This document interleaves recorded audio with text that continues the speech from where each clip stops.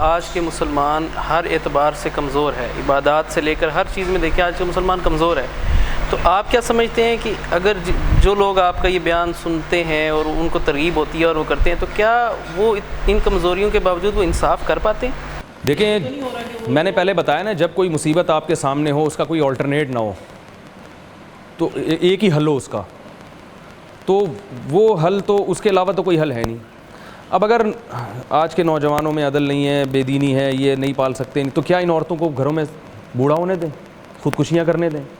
یعنی جو طلاق یافتہ ہے اس کی شادی نہ ہو پھر کبھی بھی، میں یعنی بات کمپلیٹ کر لوں میں، کہ شادی نہ ہو کبھی بھی، نفسیاتی گولیاں کھا رہی ہیں۔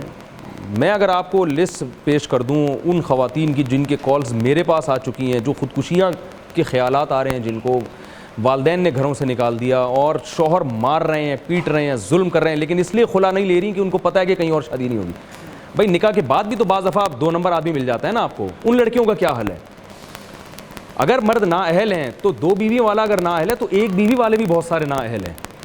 اس کا حل یہ ہے کہ ان کی عورتیں ان سے طلاق لے کر کسی ایسے کی دوسری، تیسری، چوتھی بن جائیں جو اہل ہے، تو یہ یعنی اس کا آلٹرنیٹ نہیں ہے۔ تو اب اس کا حل یہ ہے کہ جو نااہل ہیں ان کو اہل بننے کی ترغیب دی جائے، ان کو عدل کی کہ بھائی آپ نے جب دوسری کرنی ہے تو اس میں آپ پہلی کو نہ بھول جائیں، اس کے حقوق کا خیال رکھیں، اور اگر آپ کا ارادہ ہی نہیں ہے تو پھر آپ کے لیے حلال نہیں ہے۔ تو قرآن نے صاف کہہ دیا نا کہ اگر تم عدل نہیں کرو گے تو حلال۔ یہ تو ساری تقریر ان لوگوں کے لیے جو عدل کریں گے، لیکن یہ جو کہا جاتا ہے نا کہ آج کے نوجوان میں صلاحیت نہیں ہے، یہ غلط ہے۔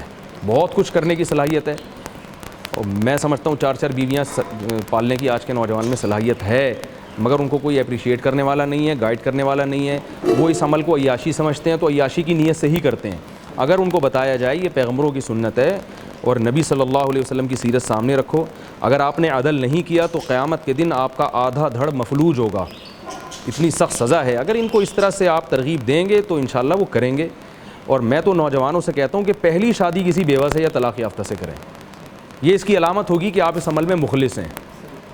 لیکن لڑکے مانتے نہیں ہیں، پہلی ان کو چاہیے وہ 16 سال کی یا 2 8 سال کی، کہتے ہیں کہ 16 کی نہیں ملتی تو کہتے ہیں 2 8 کی مل جائیں، ٹھیک ہے نا۔ تو میں ان سے کہتا ہوں یار تمہاری شروع میں حساب کتاب جو ہے نا صحیح نہیں لگ رہا تمہارا، تم نہیں کر پاؤ گے۔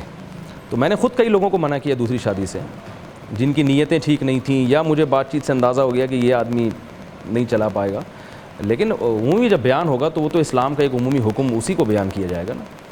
تو میں ہر ایک کو ترغیب نہیں دیتا، یہ ذہن میں رکھیں کہ جو بھی آئے اس کو میں نے بہت سوں کو منع کیا ہے، جب آئے مجھ سے مشورہ لیا، میں نے کہا یہ آپ کے بس کا کام نہیں ہے۔